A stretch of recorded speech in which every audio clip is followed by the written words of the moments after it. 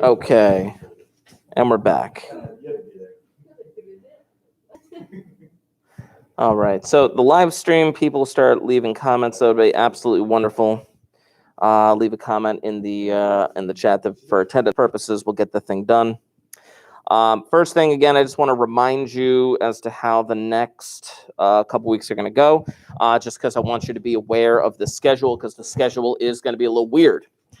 Next week, I have you on Wednesday and Friday. The week after, I still have you on Tuesday, Thursday, but that Thursday, the 10th, is the date of your final exam. Huh? What about it? Why? Because the way you said it reminded me of this guy with t-shirts. Okay, great. Anyway, we are going to be reviewing for that final exam definitely on the 3rd and the 8th. I'm considering whether or not I do like a half review on Tuesday the 1st. Whether I do like half and half, because these are full weeks basically. So I have you those. Oh no, I have you Wednesday, Friday, right? So Wednesday is still a half day, Wednesday the 2nd, because they're still doing that weird half day Wednesday schedule for some reason. No idea. But yeah, your final exam would be Thursday, June 10th. Then on Wednesday the 16th,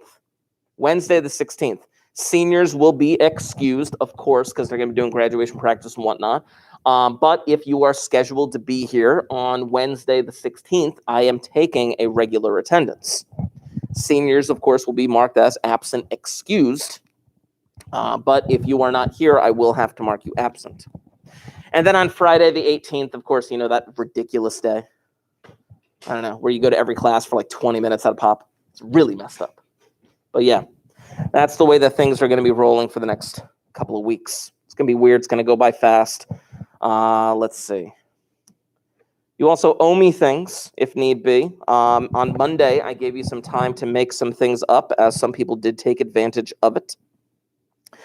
There was post assessments, rational majors, things of that nature. I tried to update those as quickly as possible. Please make sure you're staying on top of those, because the end of the marking period will be here before you know it. Now, in lieu of that, we are going to be wrapping up today. My hope is to be wrapping up sequences and series today with the geometric, giving you some reminders as to how to do those, some time to do practice problems and things of that nature. And then, of course, I will have to fit in an assessment with sequences and series, but I'm going to fit that in for next week. So if you would, just for a short time, I'm not going to do this for the entire hour because, well, I'm not going to do it for the entire hour, but just for a short time, I'm in need, if you do not already have them out, those notebooks out and open. And again, reminder for those in the chat, I see the 2 comments in there so far. If you have not left a comment, please make sure that you do so. All right.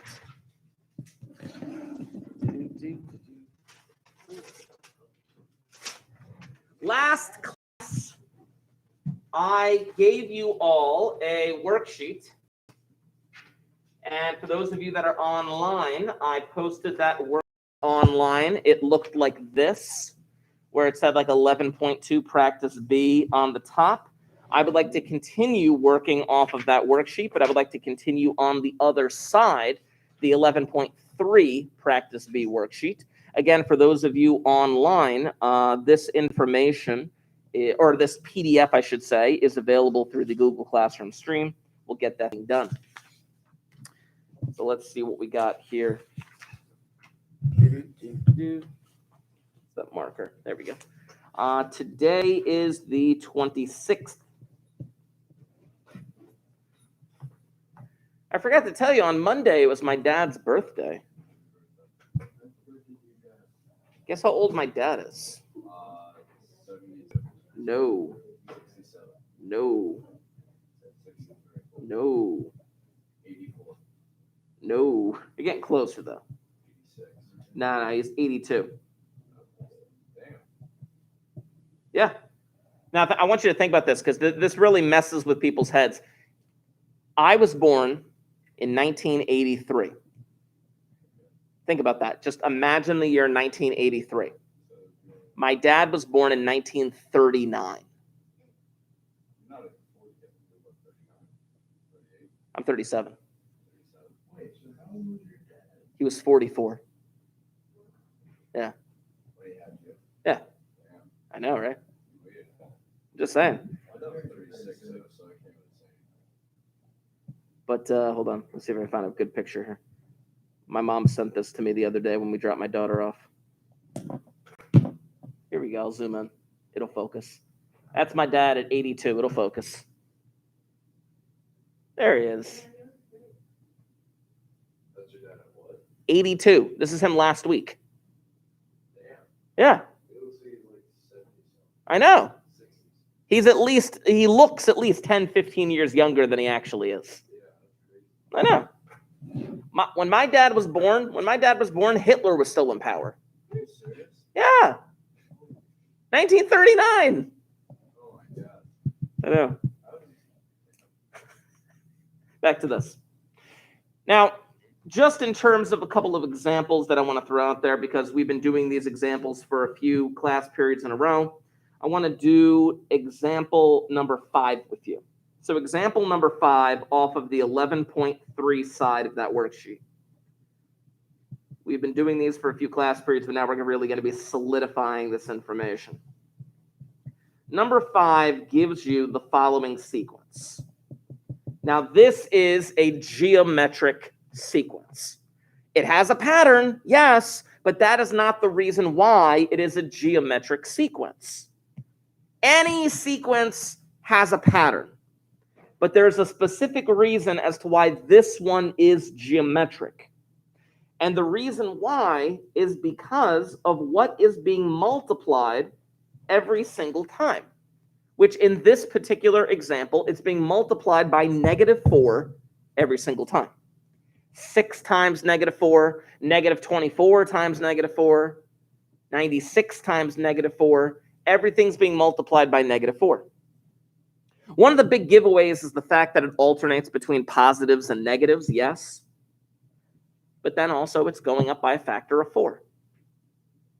Now, knowing that the common ratio is -4, which, by the way, when I think ratio, what kind of number do you guys imagine in your head when I say the word ratio? Well, number, What kind of number, though? like a fraction. A fraction. Yes, a fraction. That's where we get the word rational from. The word rational comes from the word ratio. But if you take any 2 consecutive numbers in the sequence and divide them, -24 divided by 6, 96 divided by -24, etc., it gets you that common ratio of -4. That's why they call it that. I wrote this down last week. I'll write it down again. This is the general rule for a geometric sequence. Last class, we spent all of our energy and attention on arithmetic after I had originally introduced this concept to you, but now I want to focus it all on geometric. Again, as I introduced it the other week, this is very similar to the arithmetic.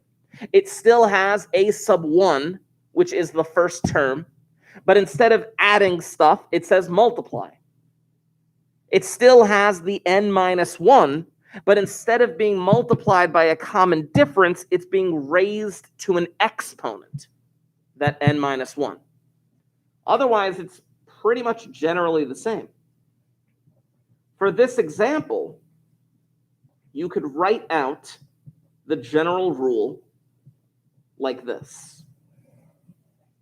For this example, you could write out the general rule like that. Nothing has to be simplified. Nothing. It can't be simplified. It cannot be simplified. You should not simplify it. Do not do, 6 times -4. No, don't do that, because that would be wrong. If you're going to use this formula to evaluate something, you would have to plug in a number for n, evaluate the exponent, then multiply by +6. But that would be my general rule. That would be my general rule. I want to do one more together, and then I want to give you a couple to try on your own. So I want to see what you can do with this thing. I want to try together number 8. I want to try number 8. So we're going to do number 8 together on that same exact worksheet. And it looks like this. What in the heck is happening from one term to the next?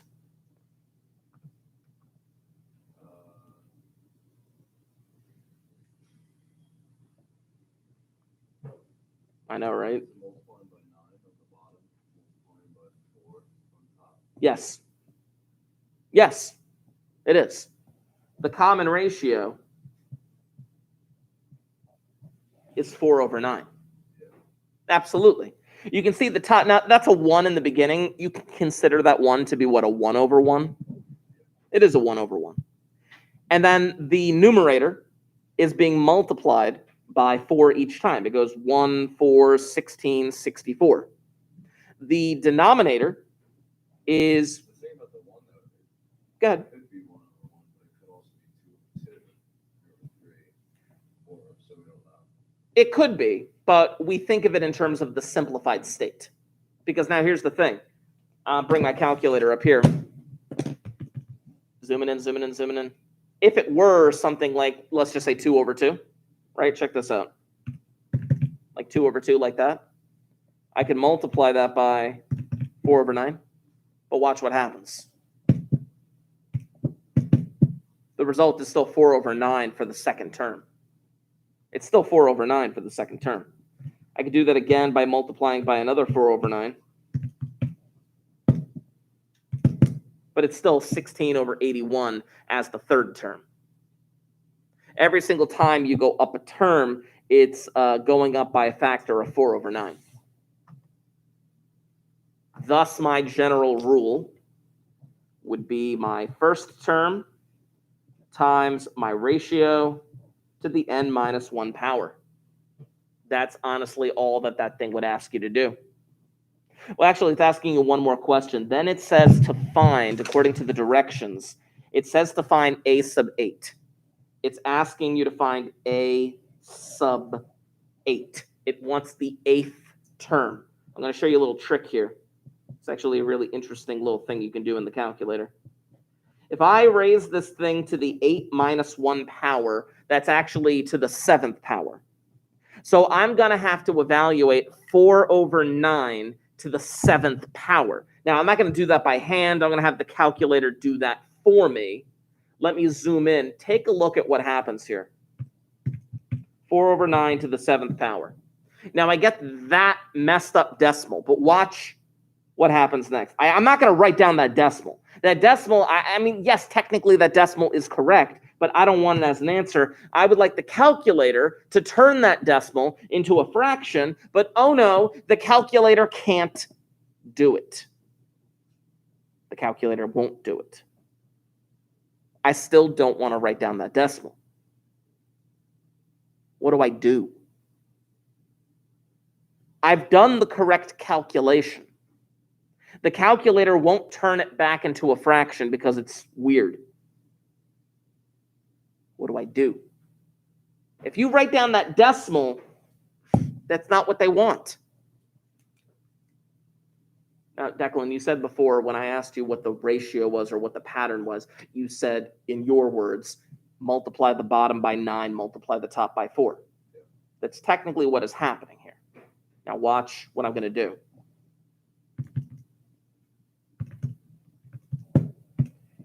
Instead of treating it as a single fraction, instead of treating it like a single fraction, I'm going to treat it the way that you verbalized it, as separate numbers affecting the numerator and the denominator.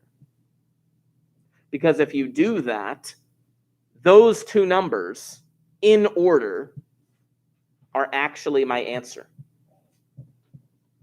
16,384 divided by 4,782,969.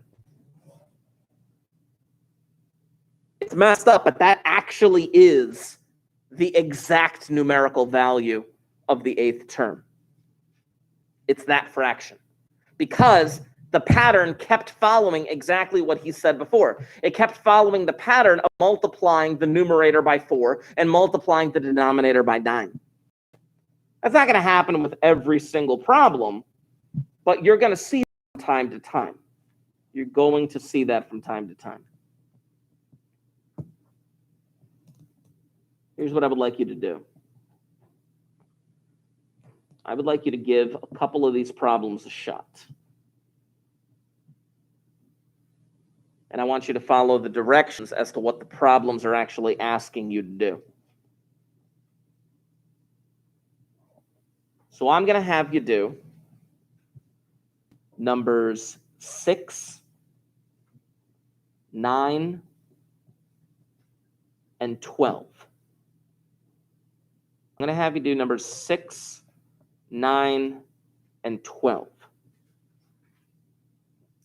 Now, I'm not giving you the specific rules as to how you should actually handle them. 12 is a small little challenge that you can give yourself.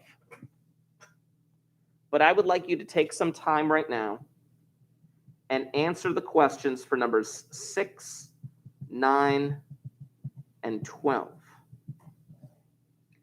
On number 6, the only thing they want is the common ratio. That's all that they want. On number 9, they want the rule. They want the actual formula, the general rule for that sequence, and the 8th term. For number 12, they want the rule. They want to know what that formula actually is. At the very least, in the next little block of time, you can get done number 6 and 9. After you've gotten those done, you can challenge yourself to number 12. But keep in mind, number 12 is slightly more challenging. Takes the next little block of time. I want you to knock out these 3 problems. Yes?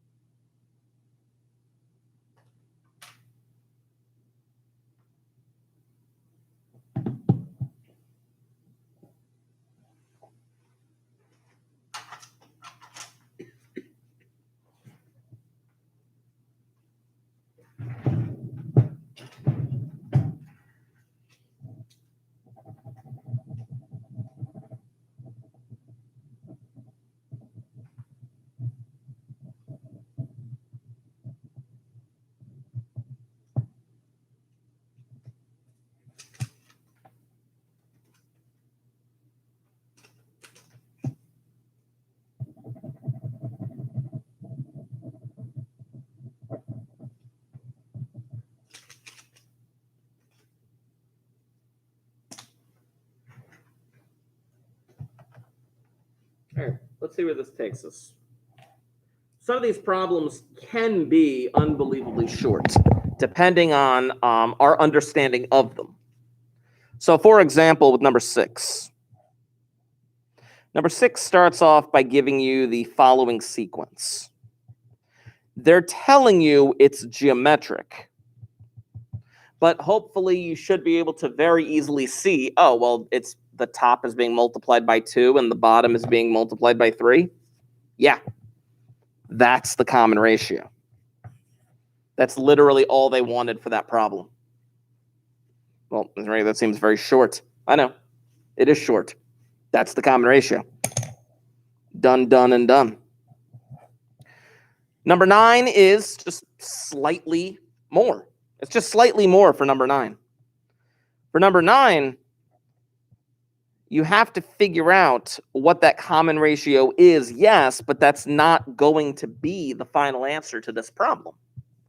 The final answer to number 9 is going to be whatever general rule governs this particular sequence.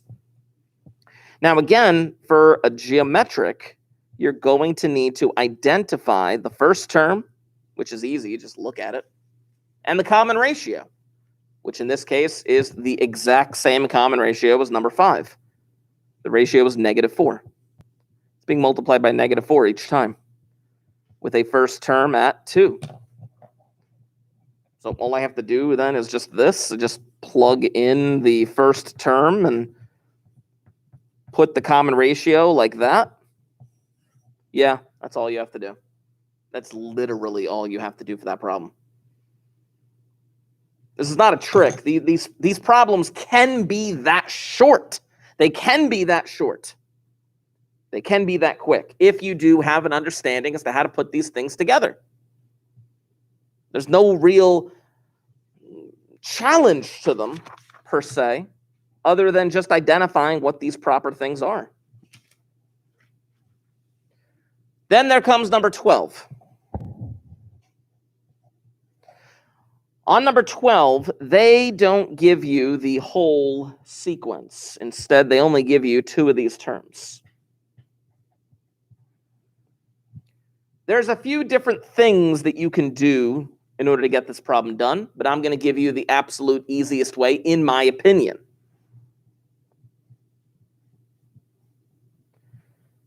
There is the 3rd term, 4th term, 5th term, 6th term.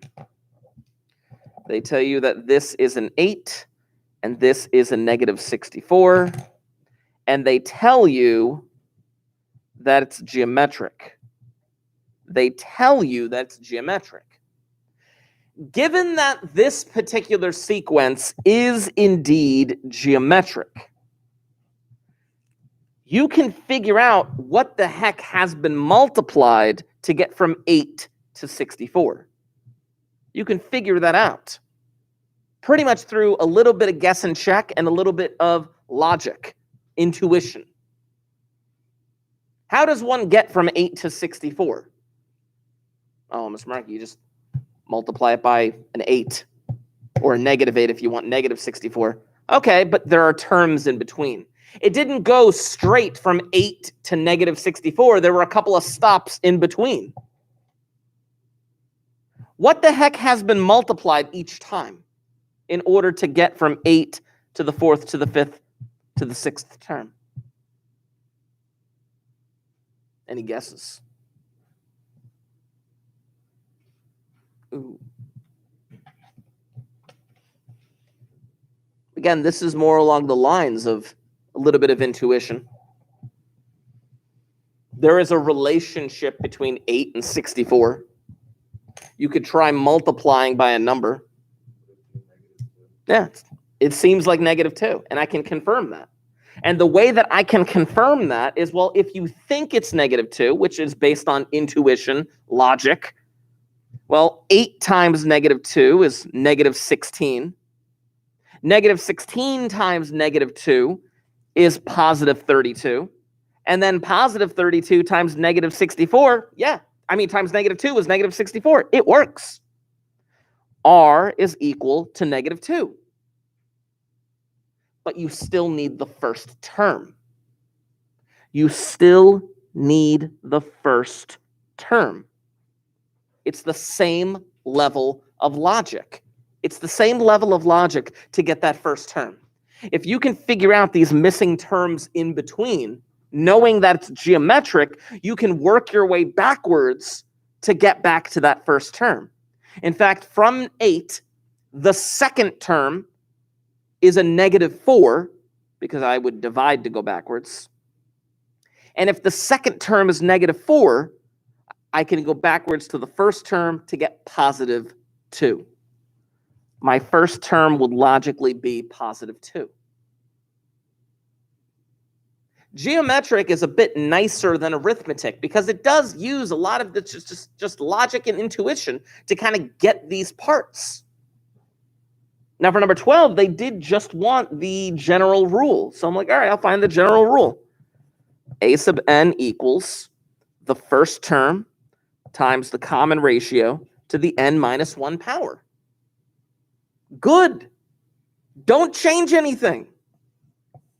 Leave it like that. Leave it like that. Don't change anything there. It's exactly what it needs to be. The real challenges, not the real challenges, but the real struggle is when we get down to a problem like numbers 16 or 17, which we're about to do in a moment. We'll do 16, yeah. But again, only part A. I'm not going to have you do part B. Part B is a bit dicey. Let's do number 16 together, and then I want to talk to you about infinity. And give you a formula. 16 is 1 plus -4 plus 16 plus -64 plus ... And according to the directions, only for part A, they want you to find the sum of the first 8 terms. That's actually the directions that they have on number 16. Simply because I don't want you to do part B, but part A says find the sum of the first n terms. And in that case, they tell you n is equal to 8. Again, logically, you can just find the first 8 terms and just add them up. Yay! Okay. But let's use the formula instead.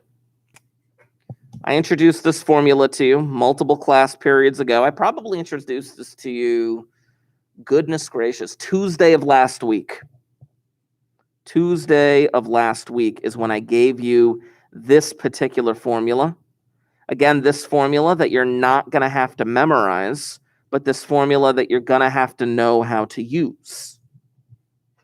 This is for the sum of a geometric series. This was written down Tuesday of last week.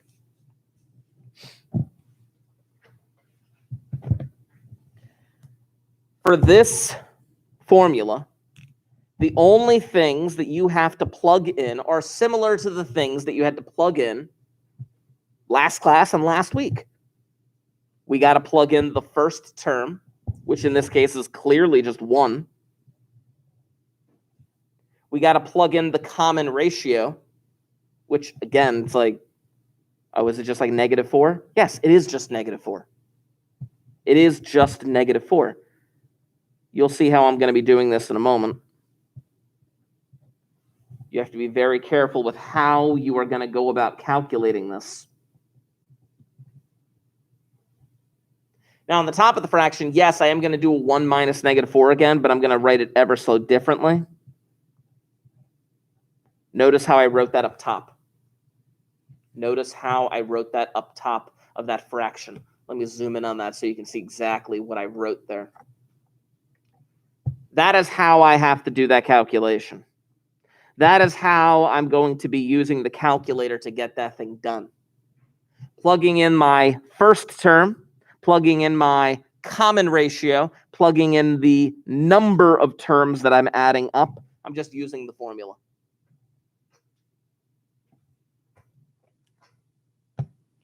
I just go to the calculator at that point. It's just a matter of plugging things in where they need to go. I just need you to be very careful. First, I would do something like this.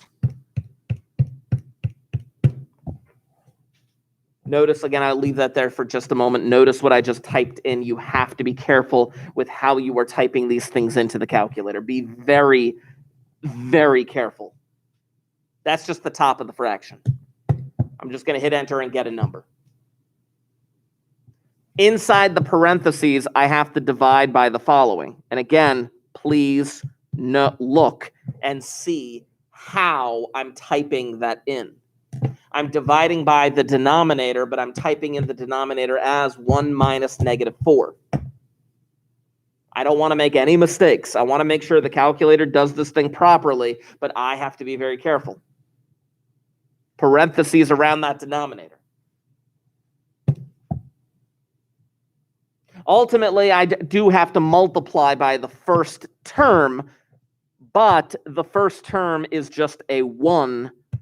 So just for the sake of completion, I will do that. But that is my answer.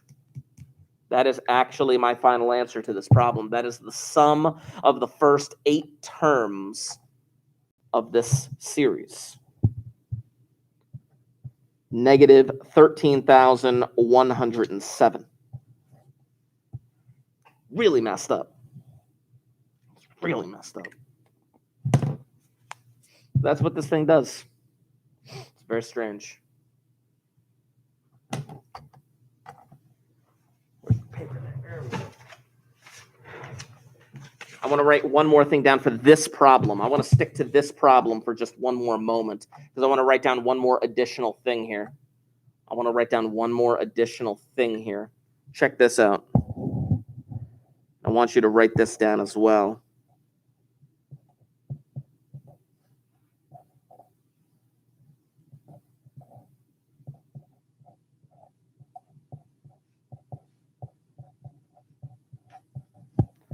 I want you to write that down. I want to talk about what the heck this thing is right here.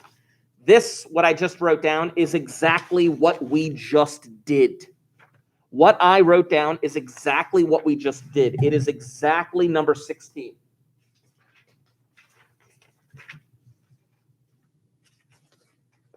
This is asking us, if you remember that sigma, that Greek letter sigma. You remember what the Greek letter sigma, what I told you it translates to become?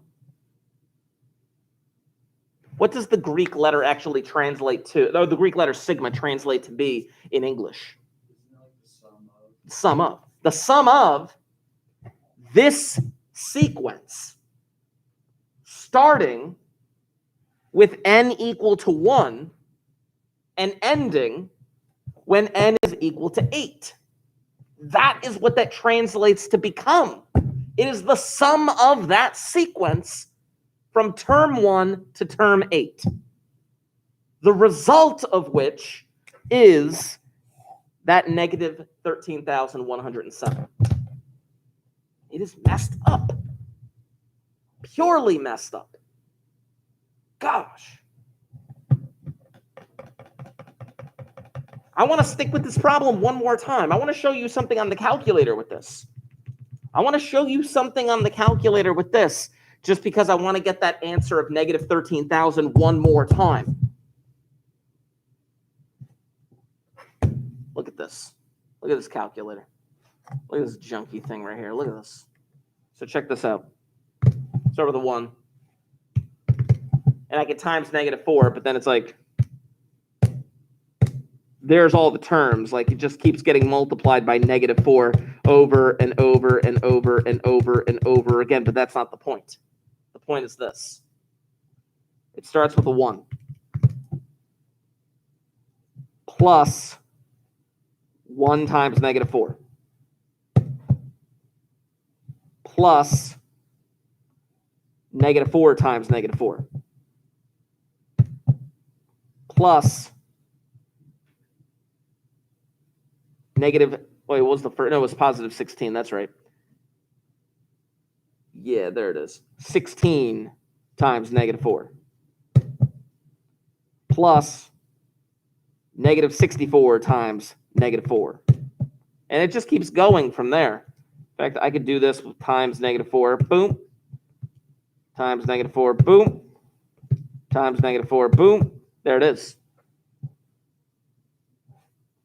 These things can be done in the calculator. I literally just did that by hand, but it gets very confusing in the calculator if you try to do it a step at a time. I'm just going to list out all the numbers, and then I'm just going to add them all up. But clearly, it still works. I just prefer using the formula. I much prefer using the formula, which if you don't know how to do it correctly, it gets very dicey. It clearly spits out the correct answer using that formula.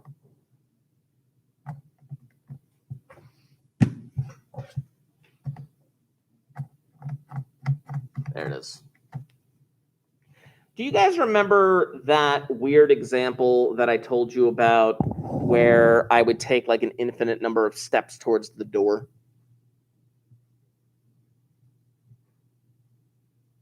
Crickets. Lots of crickets. Back in exponentials, I talked about an example where I was a certain number of feet away from the door, and that I would make a rule for myself where I would walk half the distance and stop. And the result is just, well, I would be taking an infinite number of steps in order to reach that door, but I can't take an infinite number of steps. Bless you. But there is a way to do that. I just want to give you a reminder as to a formula that we've done in the past and a very short formula for the future. This will be the last thing that I write down today. The last thing that I write down today. Finite geometric series versus infinite geometric series. It's the last thing I'm writing down today. The thing on the left, we literally just wrote that down a few minutes ago. The thing on the left, we wrote down last week. The thing on the left is what happens when I have a finite geometric series. I have to add up a certain number of terms, and I have to use this really messed up formula. But that's if I have a finite, meaning a finite series means that it ends. It comes to an end. I'm actually adding up a certain number of terms. That's what we wrote down last Tuesday. That's what we wrote down earlier today. Versus an infinite geometric series. It's actually a lot nicer.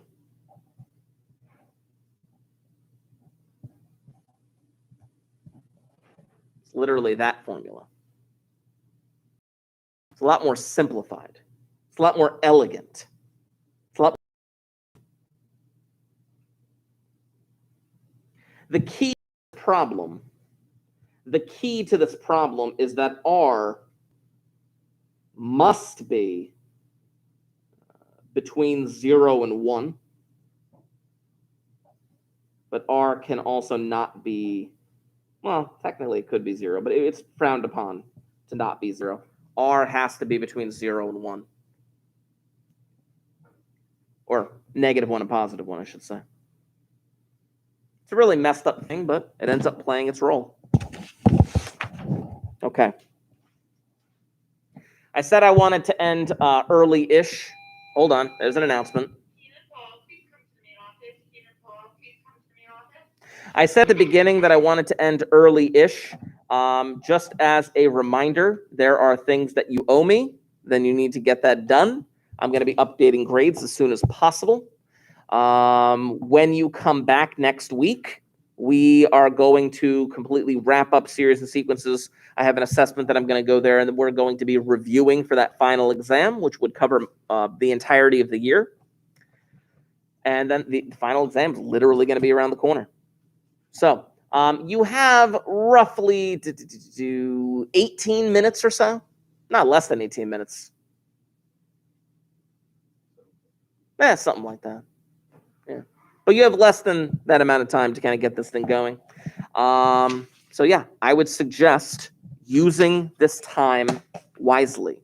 Use this time wisely. For those of you in the live stream, I'm going to keep the live stream open. I'm going to leave the live stream open for just a bit longer. If you have not left a comment, please make sure that you do so I have an accurate attendance. That would be wonderful. Reminded you at the beginning, reminding you now. For you guys in the classroom here, like I said, I am done for the day, but use this time wisely because you do have things that you owe me. Let's get them done.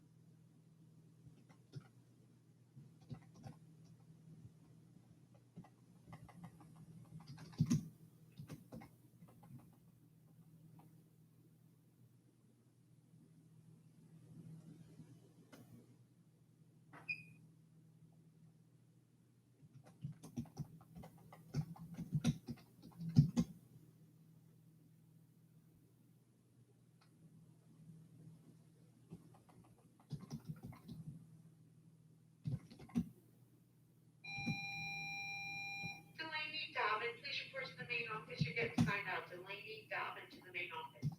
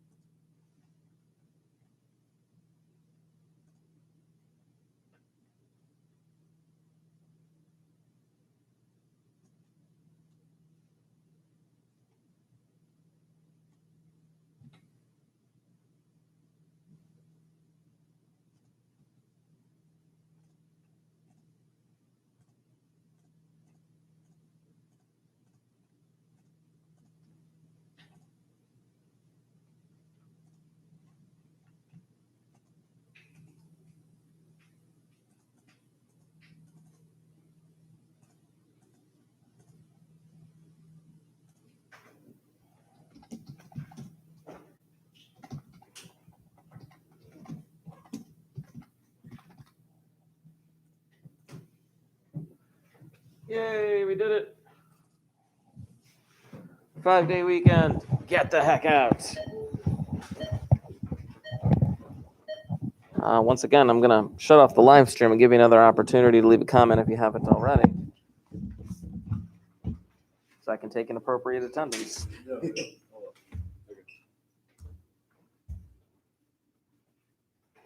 on. Okay. Click. Gave people plenty of opportunity to get